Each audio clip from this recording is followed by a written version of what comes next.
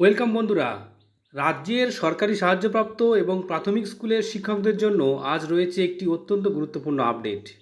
সরাসরি সরকারি স্কুলের শিক্ষকদের মতো সাহায্যপ্রাপ্ত এবং স্পন্সর্ড স্কুলের শিক্ষকদেরও ওয়েস্ট বেঙ্গল হেলথ স্কিমের সুবিধা দিতে হবে।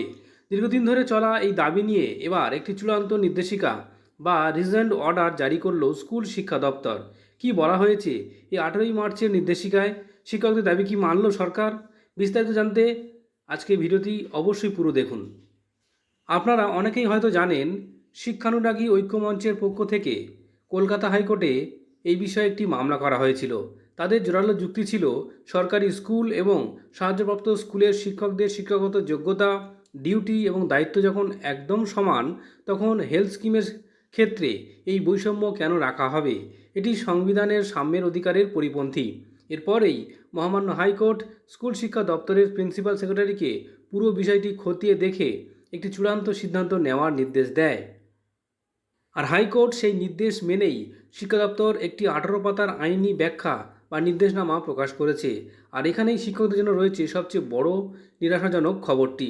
বিকাশ ভবন স্পষ্ট জানিয়ে দিয়েছে, শিক্ষকদের এই দাবি কোনোভাবেই মানা সম্ভব নয় এবং হেলথ স্কিমের এই আবেদনটি তারা সম্পূর্ণভাবে খারিজ বা রিজেক্ট করে দিয়েছে। কিন্তু এত বড় একটি দাবি কেন খারিজ হলো? সরকার মূলত তিনটি কড়া আইনের যুক্তি দেখিয়েছে। প্রথমত, 2008 সালের নিয়ম অনুযায়ী ওয়েস্ট বেঙ্গল হেলথ স্কিম শুধুমাত্র সরাসরি পশ্চিমবঙ্গ সরকারের কর্মচারীদের জন্যই প্রযোজ্য। দ্বিতীয়ত, সাহায্যপ্রাপ্ত বা স্পন্সর্ড মাধ্যমিক স্কুলের শিক্ষকরা পশ্চিমবঙ্গ মধ্যশিক্ষা পর্ষদের দ্বারা নিযুক্ত হন। অন্যদিকে প্রাথমিক শিক্ষকরা নিযুক্ত হন জেলা প্রাথমিক বিদ্যালয় সংসদ বা ডিপিএসসির দ্বারা। তৃতীয়ত, এই পর্ষদ বা সংসদ হলো স্বাধীন আইনি সংস্থা বা স্ট্যাটুটরি বডি। যেহেতু শিক্ষকরা এই পর্ষদ বা সংসদের অধীনে কাজ করেন, তাই আইনত তারা সরাসরি রাজ্য সরকারের কর্মচারী নন। আর ঠিক এই কারণেই তাদের সরকারি কর্মীদের সমতুল্য হেলথ স্কিমের আওতায় আনা সম্ভব নয়।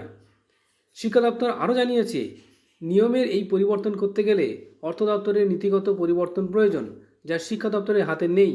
ফলে আইনি পথে শিক্ষকদের এই বড় দাবিটি আপাতত একটা বড়সড় ধাক্কা খেল। সরকারের এই যুক্তি এবং সিদ্ধান্ত নিয়ে আপনাদের কি মতামত কমেন্ট বক্সে অবশ্যই লিখে জানান। ভিডিওটি ইনফরমেটিভ মনে হলে অবশ্যই লাইক করবেন এবং আমাদের সমস্ত শিক্ষকদের কাছে এই সম্পূর্ণ খবরটি পৌঁছে দিতে ভিডিওটি অবশ্যই শেয়ার করবেন। শিক্ষাক্ষেত্রে এমন সব গুরুত্বপূর্ণ আপডেট পেতে অবশ্যই চ্যানেলটি সাবস্ক্রাইব করবেন। ধন্যবাদ।